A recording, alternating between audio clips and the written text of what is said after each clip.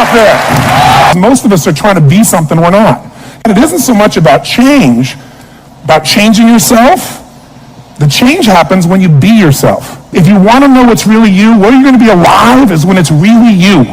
And you may even think you know who you are because you've been living a certain way, but I'll tell you how you'll know. You'll feel euphoric. You'll feel strong. This is life and enterprise management. And so as a result, we want to make sure we work on both. We want to create a system that allows you to succeed in both areas, life and your enterprise. So what I want to really make sure that comes out of this is an evaluation of what your real gifts are that are going to fulfill you. Because many of you are living a script around your life that involves having an enterprise when really that may not be your true nature. That's not to say you can't do it. It just means you can do it and you'll be stressed out of your life, stressed out of your mind. And so one of the things we want to find out is how much of that is natural as a problem, how much of that is maybe unnatural. Unnatural meaning you're having problems right now that you shouldn't be having at this stage of development. The most important element is for you to be able to do this, to be able to establish, most importantly, where you really are in your life today. Where are you? And where do you really want to go? What's going to create this extraordinary life? Because some of you right now, if you continue the direction you're going, are going to be successful and unfulfilled, unhappy, and stressed. Because once we get, into a dream, then that dream starts to take on a life of its own. It gives us juice, it gives us energy. But how many of you have got the dream, achieved your goal, and then thought, is this all there is? How many have had this experience? Say, I. That's more painful than not even achieving it. Because now you've done everything, you've worked it out, and you're successful, and you're not happy. So for some of you, you're going to need to take a look at that. Michael Gerber, the guy that wrote the E-Myth, talks about why so many young businesses fail. And one of the things he says is most people are not really entrepreneurs, but they think that's what they should be. They think that's the sexy thing, that's the most attractive thing, that's the best answer. And what I say to you is you got to separate the vehicle from the outcome. What is it that's going to truly fulfill you? What is it that's going to give you that extraordinary life? What's going to make things magnificent on your terms, not somebody else's terms, not your father, your mother, your background? What is that really? Separate the vehicle, because there's many ways to get to that vehicle. And I'm saying sometimes you got to reevaluate what's going to really make you fulfilled. What is your gift? Are you an artist? Are you the talent that can produce something no one else produces as a skill or a product or a service or some impact? Are you incredibly good at management? You really know how to manage or lead people? Are you an extraordinary entrepreneur that can take that gigantic gut load of risk and can create the vision and attract the talent that you need and the managers and leaders? You may have all three abilities, but which one really fulfills you the most is going to be the critical question. Because we tend to want to do them all, especially in a room like this, because you're all overachievers, right? Me too. And you say, well, I can do all these. Yes, you can, but what will it do to your quality of life? See, again, the secret's going to be this. What is an extraordinary life on your terms today? Getting clear about that. At this stage of life, where you are, where you want to go. At some level, you have a blueprint, a mindset, a belief system, a philosophy, a set of values that says, if I master this thing called my life or my enterprise, then I'll have this great feeling. But what's really interesting about life, I believe that extraordinary life, however you define it, has two master skills to it. The first skill is the science of achievement. Most of you in this room have achieved enormously at various levels of business or as an individual artist or talent or as an entrepreneur or as a manager or leader, as an investor. I mean, everybody in this room, most of you in this room, have really hit the jackpot by most of the world's standards, even though most of you think it's still not enough. But the science of achievement is a skill. It is a science. There are laws. So achievement, even this course, to me, that achievement is, business is a spiritual game.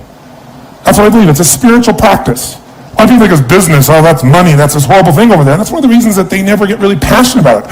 I'm a very spiritually driven, purpose-driven man.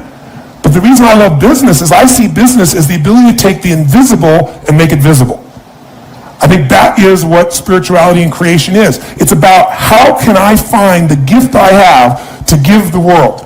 And how can I give it in a way that truly adds value? Not, I think adds value, but the people receiving it, they vote with their feet and say, this truly makes a difference in my life. This is something I value. And then you know because they become a customer again. You know because they're thrilled with it. You know because they become a raving fan, not just a satisfied customer. Satisfied customers will leave you.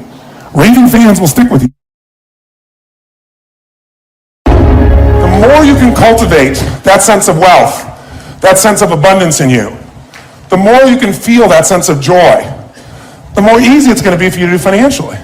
Because you're not going to be in this scarce, fearful mode. Now, that's not enough by itself. You can have this great sense of abundance and do the wrong mechanics and be a disaster. True or false? But if I had to have an area to get you started with, you want to have the emotion and psychological strength, because that's going to carry you through when the mechanics are boring or frustrating, or when things aren't working out. Your emotion, your psychology is what will carry you. It'll get you to keep doing it. Everyone knows, if you've done any studies, Dr. Seligman is very famous for doing studies on optimism. And in those studies, you know what he found out? People that are pessimists are much more realistic. They're much more accurate. If you give them a test and you ask them to look at something and give you a size measurement of it, or to evaluate their own success or failure in a task, and every study Seligman's done, he did it at the University, I think Pennsylvania if I remember correctly originally, what he found was that optimists always see themselves as doing better than they really did. They basically BS themselves. What happens to pessimists, they're 10 times more accurate. But here's what he found out. What he found out is because the people who are accurate never push themselves because they know it's never going to work anyway. Whereas the optimist sees it better than it is, so they keep doing it. Because they have the illusion they did well, I'll do even better next time. And because of their optimism, they did it more often, and so optimists succeed at a 4 to 5-fold, depending upon the task, result ultimately beyond anything that a pessimist will do, and they're not as accurate. All that's a big way of saying is, if you can develop a psychology of resilience in yourself, you don't have to be optimistic or fake, you can be real. The realness is, whatever shows up, you are larger than anything that can happen to you. You are larger than any financial challenge you could ever face. Initially, we'll say, well, look at their houses, look at their homes, and they don't really have electricity, they don't have this, but they don't feel poor. It's your identity. The way you define the wealth determines whether you're wealthy or not. So are there enough things for you, knowing that 2/3 of the planet lives on $2 a day, that you could get yourself to really feel grateful, yes or no? Yes. How much of your life do you get benefits from today that you never had to create? Think about it. Like I said, the roads you ride on, the library, the books you didn't have to write, right? The internet that you can access in seconds and get answers to just about anything. The people in your life that you didn't have to raise, but are there for you. Think about all the different aspects of your life. If you want to be wealthy, all you have to do is associate. So before we do the financial part, because financial independence is different than wealth. Wealth is that state of mind. Financial independence is being in that position where you don't ever have to work again. That if you work, you do it because you really want to. Now, I'll give you a clue. If you get financially independent and you don't work, you'll be miserable. I can't tell you how many friends I have that sold their company, made $50 million. One man made almost $1 billion and was really excited for a while. But after a while, I was like bored. His vehicle of his business gave him a sense of contribution, and he was always growing, figuring out how to solve problems, and he had all the people he was connected to in the business, all the employees and friends and associates. So I want to tell you, I'm not just saying this as some little positive thinking technique. I'm telling you, this is the secret, the real secret, to shift it inside of you and to add the real value. Most people are trying to pursue something in the future that they already have. I want you to think of what it is you think you want that will make you wealthy or financially free.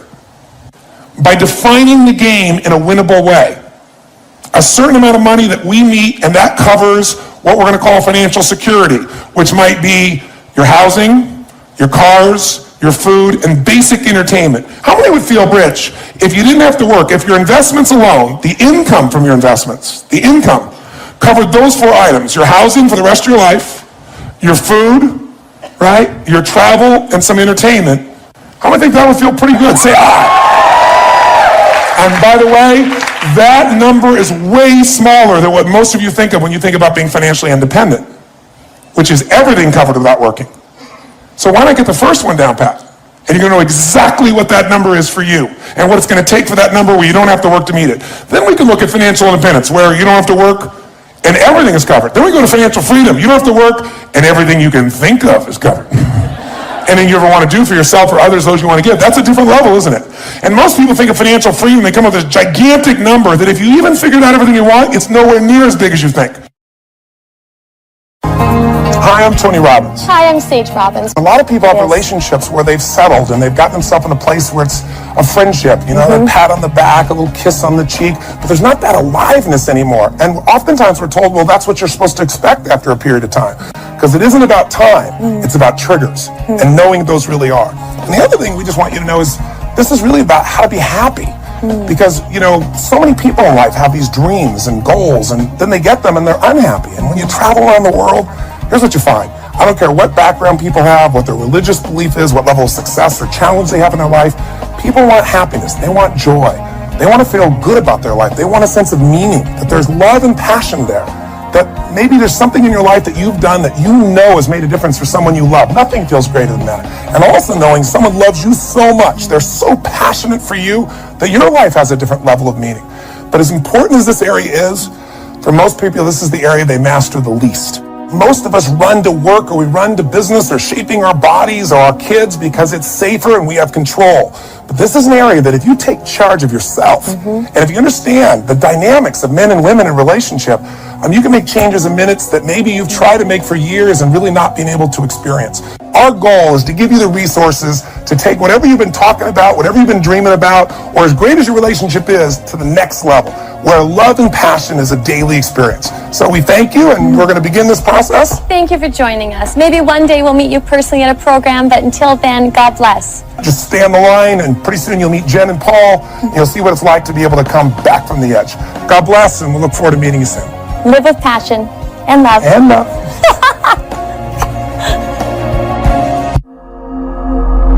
I'm sick. I'm fed up with feeling this way. It's unfair to her. It's unfair to me. You want to leave? How many good people do you know I want to be free of the pain on both sides. who have lost their marriage? You're afraid? Yes. What are you afraid of? That if I leave my wife, I'll lose my identity? You probably will. In fact, it'll be worse than that. Do you have kids? Yes. You'll feel them hating you at times. You'll lose a lot of money, more than you think. He's going to have another guy bring up his kids. This is my wife. Paul buries himself in his work. Jennifer has such great love for her children, her sister, and her family that Paul feels 5th, 6th, or 7th place. How much love do you feel from your family? 0 to 10. 10. So you're talking about your father? No, I lost my father a year ago this week. More uncertainty, huh? You were his little baby girl. Definitely. What did he say about you? But I was perfect. That bastard told her he was perfect. The only person that made me feel really great was my dad. Now she's wondering why she's losing her husband and having to get all her love from her kids and her family. All he knows is it's not your father, he's not your sister, now he's not the kids. I am no man, I live in reaction, I'm not enough. He doesn't feel enough with you. So I'm sorry to hear about your father's passing. Thank you. But your father needed to pass at some point so you could have a man. He can never be your man with your father alive. He has a chance now. That's how you gotta be a man.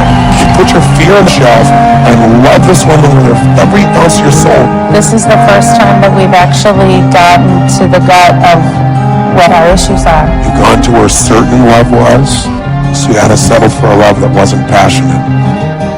You also just started leaning against him. Can you feel that? Yes. I wonder what that's about.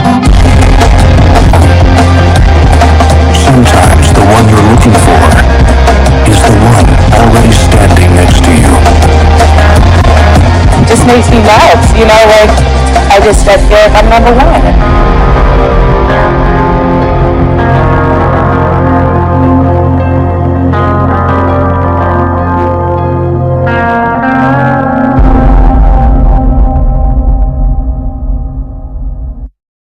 We're living in a society where nobody moves anymore.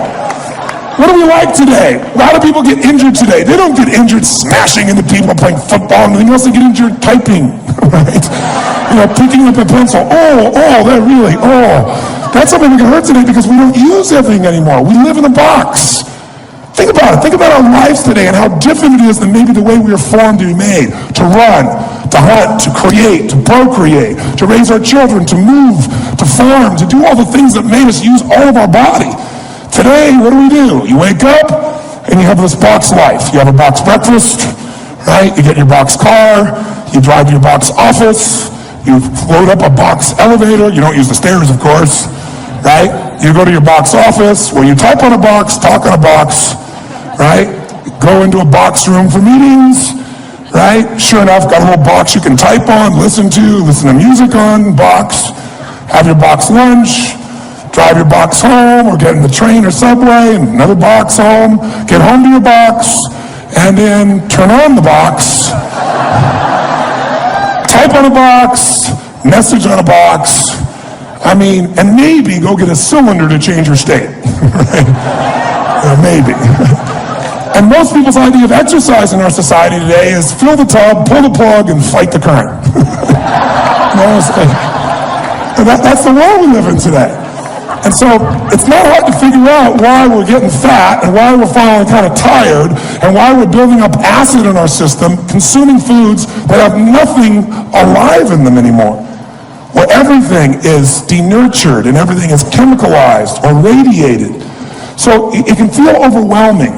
But I think if we got back to our common sense and if we were really committed, we could make it all work. And what I'm trying to say to you is really simply this morning. I'm going to take the morning and not talk to you about how to do this. We're going to figure out why to. Because 80% of success in anything is psychology and 20% is mechanics. It's the beliefs you have that are guiding your decisions. Listen, if you make a different decision, will you take different actions? Yes or no? Yes. If you take different actions, will you get different results? Yes or no? Yes. So this day is about some new decisions. Some decisions about what you're going to believe about health and energy. How important it's going to be from you from now on. What's going to be a must for you versus a should for you. And it's not going to be a day about giving everything up. So those of you who stop breathing while I'm talking about that, I'll give you a little clue. When I'm doing things that are healthy, I enjoy being healthy because it doesn't feel like I haven't do this. It's because I'm choosing to. And I know I always have the freedom to choose something else. But I choose the vast majority of the time those things that give me more energy, because once you feel this kind of vitality in your body, you never want to go back. Energy is a place that I've more than been. Right? And I want to make sure that you have even more. I want to make it so that it's as effortless as possible in the future, so you're not burnt out from it, so this becomes a sustainable experience. How do you make it sustainable? Create the base. How do you make it sustainable? Challenge it. Once you got a base, you challenge and grow. How do you do it? Then you got to celebrate and reward yourself for making these great rewards, and that celebration enhances your base, because you feel better and stronger, and you want to do even more good things. You want to eat better. You want to play better. When you start working out and you start to get into it, you love it. You love it. And then your base gets even stronger, so you can take on a bigger challenge in life. And sure enough, you reward yourself and celebrate some more. And it becomes how the rich get richer, how the happy get happier, how the healthy get healthier, and the poor get poorer, and the depressed get more depressed, and the unhealthy get more unhealthy. It's momentum. Today is that process of momentum. My goal is for you today to have more certainty. Certainty that you have the answers that can guide you, and that there will be challenges in your environment. There are going to be environmental challenges. There are going to be all kinds of things you'll face, but whatever it is, you can handle it. And I'm hoping that as a result of today, you'll not only make a difference in yourself, but you'll own this so much that you won't have to lecture anybody. They'll come to you and go, oh God, you have so much more energy. You look so much better. You lost this. How'd you do it? And you'll both say, well, let me tell you. And you will be a person who's a force for good that will pass it on to the people. So my goal today is to plant seeds so that you not only get this, but this spreads to other people. RPM planning is a way to maximize the results of your life and maximize your sense of fulfillment and joy. It's both. In order to do that, we got to change what we focus on from the question of what do I have to do to what's my outcome? What do I want? What's most important to me? What's the result I'm committed to getting? That one change will change completely how you respond in your life, because it will change you from focusing where everyone's demanding your attention or what you're afraid of or what might give you pleasure in the moment to what's most important to you. And those, by the way, are the three things that get our focus. If we don't discipline ourselves, what gets our focus? Something we're afraid of, something that gives us pain. What's the second thing that gets our focus if we don't pay attention? Something will give us pleasure. It's like, you know what, I'm so stressed out. Oh, that chocolate's looking good. Oh, that, I'm going to go over to have my little coffee, let's smoke a mocha doka, cream this thing and that thing, and I'm going to escape for a few moments. Because the focus is how to feel good. How to not feel bad, how to feel good. What's the third thing that gets your focus? Other people's demands. It's not necessarily there are more demands, it's just that we're accessible to more demands. And if you don't know what you want, and you don't know why it's a must for you to achieve it, and you don't have a plan, I can promise you something. You're going to fit in everybody else's plan. And you're going to wonder why you're stressed. And you're going to wonder why I'm not fulfilled. What is time? How do you know when it's a long time, or how do you know when it's a short time? It's not because it's 10 minutes or 10 hours. How many have been in 10 hours and time flew because you loved what you're doing, didn't have any sense of time whatsoever? How many have had that experience? Say aye. How many have had 10 minutes feel like 10 years you want to kill somebody to get out of the situation? So what is time? Time is emotion. Got to remember that. Time is emotion. What you're really managing is emotion. Another word for that would be meaning or fulfillment. Focus is power, but you got to take it. Take it back. Take back that power. And you got to know when you do have that focus, how to chunk it, how to group it so you're not overwhelmed. Let me show you how to make it simpler. When mass information is coming at you, you get overwhelmed. Most of us are great deletion creatures. We delete most of life. Right now, there are millions of things around you could be focusing on, thinking about, giving meanings to, making decisions about what to do. Millions. And when you think about what it's going to take to do something, usually it takes a lot, and you're not going to want to do it. Do I'll do it when? Later. As my Australian friends would say, later. Right? And of course, the problem with doing it tomorrow is when you get to tomorrow, tomorrow is today, and tomorrow never comes. So, and you keep promising yourself. By the way, what does this do to you emotionally when you keep breaking your own promises with yourself? Or you keep failing to do things that you know are important? Does it increase your level of certainty and confidence? No. What it does is it erodes it. And when you erode confidence in one area, believe it or not, it affects the other areas too. Do you believe me on that? Don't believe me. What about your own life experience?